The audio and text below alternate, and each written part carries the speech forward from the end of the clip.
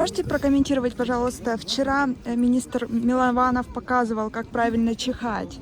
Я прошу прощения, можно я не буду комментировать министра Милованова? Это, знаете, это если я начну сейчас рассказывать, как правильно. Я не видел, во-первых, я не могу комментировать то, что я не видел.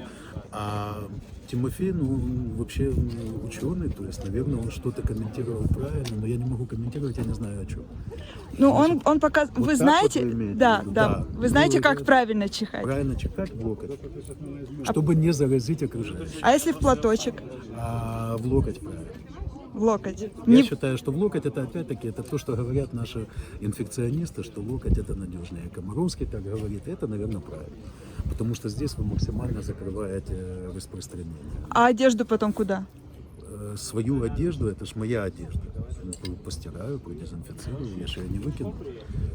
Хорошо, спасибо. Пожалуйста.